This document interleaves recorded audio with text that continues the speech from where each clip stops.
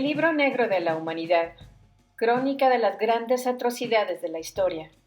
Matthew White. Rebelión de Fang La. Número de muertos 2 millones. Clasificación 37. Tipo revuelta campesina. Grupos enfrentados: la dinastía Song contra los rebeldes. Periodo 1120 a 1122. Escenario: China. ¿A quién se le suelen atribuir casi todas las culpas? A Chu Min. Otro aspecto negativo: revuelta campesina china. Tregua de Dios. Igual que Nerón y Hitler, el emperador Huizong de China era un artista. Pero la diferencia es que Huizong era bastante bueno.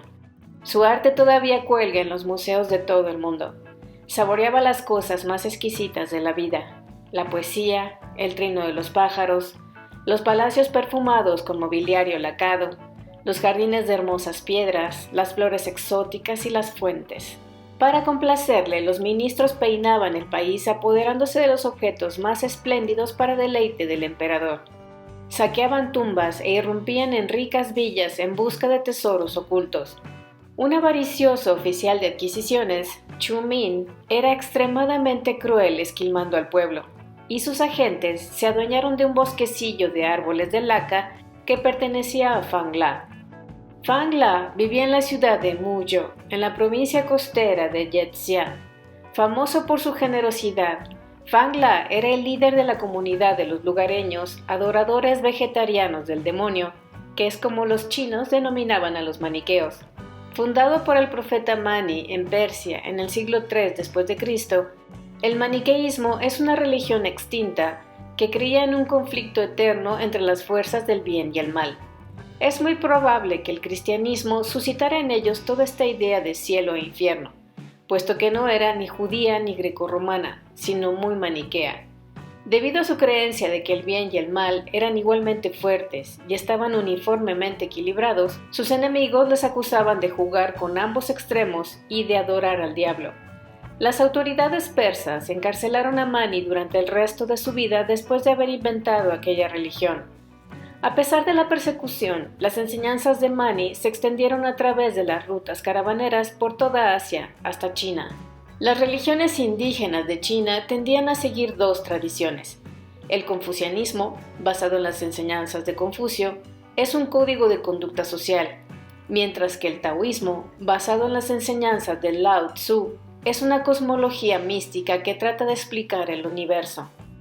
Ambas se originaron en el pasado semimístico de la China del siglo V a.C. Ninguna de estas religiones exige a sus adeptos que sigan una sola fe excluyendo a todas las otras, y dicen que los chinos tradicionales, precomunistas, eran confucianistas en público y taoístas en privado. El budismo, la otra religión habitual de China, se originó en la India, también en el siglo V a.C., pero se adaptó con facilidad y se incorporó a la cultura china nativa sin demasiado ruido. El emperador Huizong no solo era un mecenas del arte, sino también un devoto taoísta, y uno de los pocos emperadores chinos en complicarse la vida prohibiendo el budismo, creencia que consideraba una insana influencia extranjera. El emperador trató también de erradicar el maniqueísmo por la misma razón. Los funcionarios chinos desalentaron algunas prácticas asociadas a esta religión persa, como el vegetarianismo y el vestir de blanco.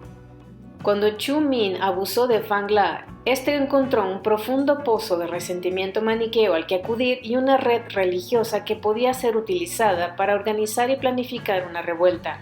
Al principio, con tácticas de ataque y huida contra la milicia local, los rebeldes lograron cierto éxito. Pero después llegaron tropas veteranas de la frontera lideradas por el general eunuco Dong Wen. Esos soldados profesionales derrotaron con facilidad al ejército de Fang La en batallas en campo abierto, por lo que los rebeldes se retiraron a las cuevas donde resistieron todos los ataques. Para disminuir el apoyo popular a los rebeldes, Dong Wen renunció a la autoridad de apoderarse de la propiedad a su antojo que le confería el gobierno. Finalmente, en mayo de 1121, una lugareña condujo a las tropas imperiales a las cuevas y Fang La y su familia fueron capturados. La rebelión continuó durante un par de años más, pero las fuerzas imperiales acabaron aplastando la resistencia que quedaba.